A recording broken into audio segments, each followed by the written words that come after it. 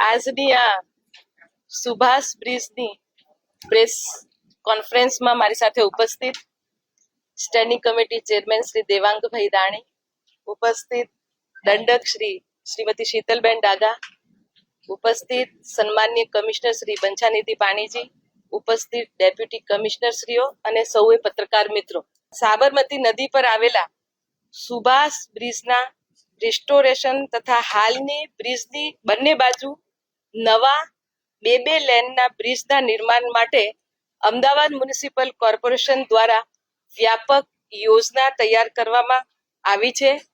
આ યોજના અંતર્ગત વર્તમાન બ્રિજની સલામતી, ભવિષ્યની ટ્રાફિક માંગ અને લાંબા ગાળાની ઉપયોગિતા ધ્યાનમાં રાખીને 2 ફેઝમાં કામગીરી હાથ ધરવામાં આવશે.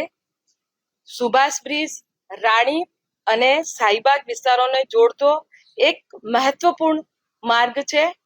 વર્ષ 1973માં નિર્મિત આ બ્રિજ છેલ્લા 52 વર્ષથી કોઈ મોટી તકલીફ વિના કાર્યરત રહ્યો હતો, જે કે તારીખ 4 ડિસેમ્બર 2025ના રોજ બ્રિજના ડેકમાં તિરાડ તથા સુપર સ્ટ્રક્ચરમાં સેટલમેન્ટ જોવા મળતા સલામતીના હિતમાં બ્રિજને ટ્રાફિક માટે બંધ કરવાનો નિર્ણય લેવામાં આવ્યો હતો.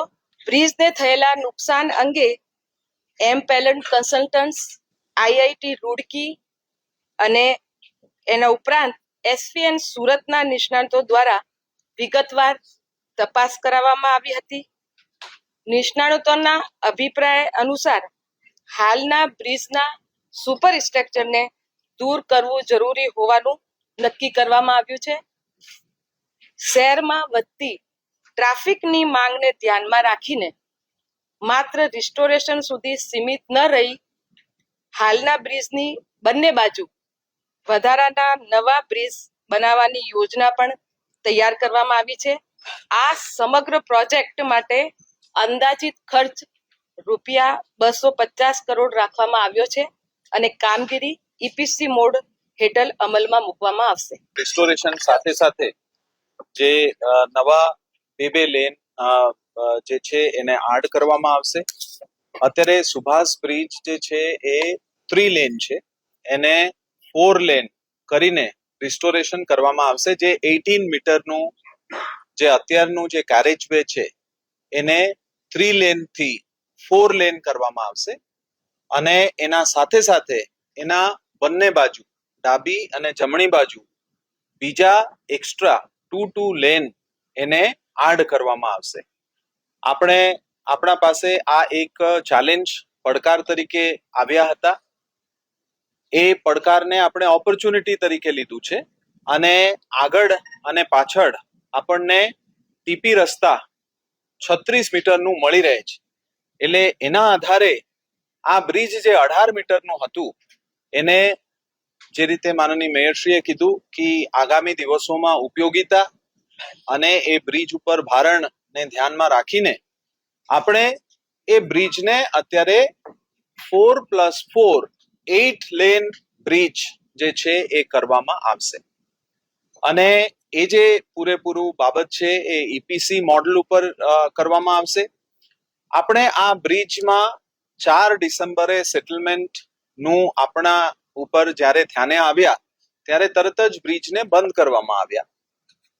લોકોના જાહેર સેફટીના હિતાર્થે આ છેલ્લા 20 દિવસથી સતત અલગ અલગ નિષ્ણાતો, એ ચાહે આઈઆઈટી રૂડકી હોય, એસવીએનઆઈટી હોય, અલગ અલગ સ્ટ્રક્ચરલ એક્સપર્ટ હોય, આ તમામ લોકોને સાથે લેવામાં આવ્યા હતા. આ એક કમિટી બનાવવામાં આવ્યા હતા. કમિટીના રિકમેન્ડેશનના આધારે આપણને એ જોવા મળ્યા કે એનું જે સબસ્ટ્રક્ચર છે એને હજુ સ્ટ્રેન્થનિંગ કરી આપણે સુપર સ્ટ્રક્ચર પૂરેપૂરું એને ચેન્જ કરીને એને રિસ્ટોરેશન કરી શકાય છે. એટલે આપણે રિસ્ટોરેશન તો કરીએ છીએ પણ એના સાથે સાથે આપણે 2 નવા લેન પણ બનાવીએ છીએ. એટલે એનાથી એનું જે કેરેજવે છે એ કેરેજવેમાં વધારાનું ક્ષમતાવર્ધન થશે અને એ વધારાનું જે ક્ષમતાવર્ધન થશે એમાં ટ્રાન્સપોર્ટેશન અને મોબિલિટીને પૂરેપૂરું શહેરને એના માટે ખૂબ ફાયદા બનશે. આગામી દિવસોમાં બરાજકમ બ્રિજ જે છે એ પણ બાજુમાં કાર્યાન્વિત છે. એનાથી પણ જે ક્ષમતાવર્ધન પૂરેપૂરું સાબરમતી નદી ઉપર એ પણ થશે.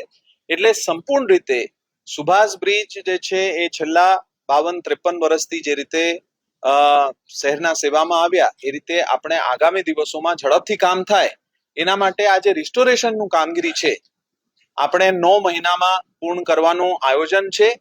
અને જે નવા બ્રિજ છે જે બંને બાજુ 2 લેનનું હશે એ આગામી 2 વર્ષમાં પૂર્ણ થાય એ રીતે એને ફેઝિંગ કરવામાં આવ્યું છે. એટલે સંપૂર્ણ રીતે જે આપણું અત્યારે જૂના બ્રિજ છે એ જૂના બ્રિજના જે પિયર છે એને સ્ટ્રેન્થનિંગ કરવામાં આવશે, એને સ્કાવર પ્રોટેક્શન માટે સક્ષમ બનાવવામાં આવશે અને એના ઉપર સુપરસ્ટ્રક્ચરને રિસ્ટોર કરીને પૂરેપૂરું સુપરસ્ટ્રક્ચરને ડિમોલિશન કરીને રિસ્ટોર કરવામાં આવશે. કમિટીના આ જે રિપોર્ટ છે એ રિપોર્ટના આધારે આ આપણે નિર્ણય લેવામાં આવ્યું છે.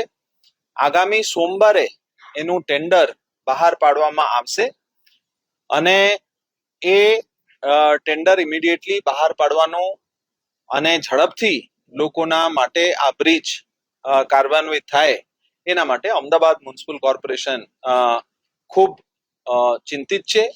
રાજ્ય સરકારશ્રીના મદદથી આપણે જે છે એ કોઈ પણ એક્સપર્ટ એડવાઇસ હોય, ડિઝાઇન સર્કલના ઓપિનિયન હોય, રિવ્યુ હોય, એના માટે પણ રાજ્ય સરકારશ્રી તરફથી આપણને ખૂબ જે છે સપોર્ટ મળ્યા છે અને સંપૂર્ણ રીતે આ જે બ્રિજ છે એ આગામી દિવસોમાં અમદાવાદમાં ટ્રાન્સપોર્ટેશન અને મોબિલિટી ક્ષેત્રે એક આઇકોનિક બ્રિજ તરીકે ઊભું થાય એ રીતે અમદાવાદ મ્યુનિસિપલ કોર્પોરેશન કાર્યાન્વિત છે.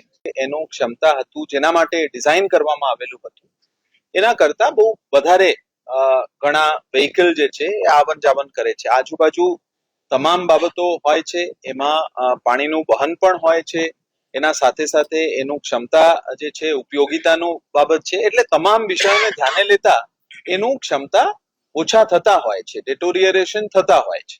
એટલે એના સંદર્ભે આપણે તમામ બાબતો ચેક કરીને એ જે એક્સપર્ટ્સ અને કમિટીના રિકમેન્ડેશનના આધારે આ નિર્ણય આપણે લીધું છે કે એનું જે સબસ્ટ્રક્ચર છે એને આપણે સ્ટ્રેન્થનિંગ કરીશું, એને સ્કાઉટ પ્રોટેક્શન કરીશું અને જે લાંબા સ્પાન હતા એ આપણે શોર્ટ સ્પાન કરીશું. અલગ અલગ ટેસ્ટિંગ કરવામાં આવ્યા. જે પિલર આપણા હયાત છે એનું સ્ટ્રેન્થ, એનું capacity, NDT test, destructive test અને તમામ બાબતોને અત્યારે જે બ્રિજનું સ્ટ્રેન્થનું ટેસ્ટ એ તમામ જે ટેસ્ટ હોય છે એ કરવામાં આવ્યા છે અને એના આધારે અને જે એક્સપર્ટ્સ કમિટી છે અલગ અલગ સ્ટ્રક્ચરલ એક્સપર્ટ્સ ના ટુગેધર એ કમિટીના રેકમેન્ડેશનના આધારે આ આપણે નિર્ણય કરવામાં આવ્યો. અત્યારે તો આપણી જે મેઇન સ્ટ્રક્ચરલ વ્યૂ લેવામાં આવ્યું હતું, જે આપણે ટેસ્ટિંગ કરવાનું જરૂરી હતું એ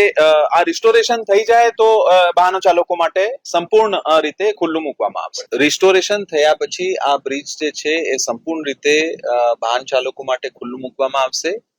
ભવિષ્યમાં કોઈ પણ રીતે કઈ પ્રશ્ન નહીં થાય અને એક આઇકોનિક બ્રિજ આપણને મળી રહે એના માટે બંને બાજુ આપણે 8 ગ્રેડમાં 2 લેન એક્સ્ટ્રા કરીએ છીએ. એટલે એનું લાઈફ જે છે એક્ઝિસ્ટિંગ રિસ્ટોર્ડ બ્રિજ કરતા લાઈફ વધારે હશે.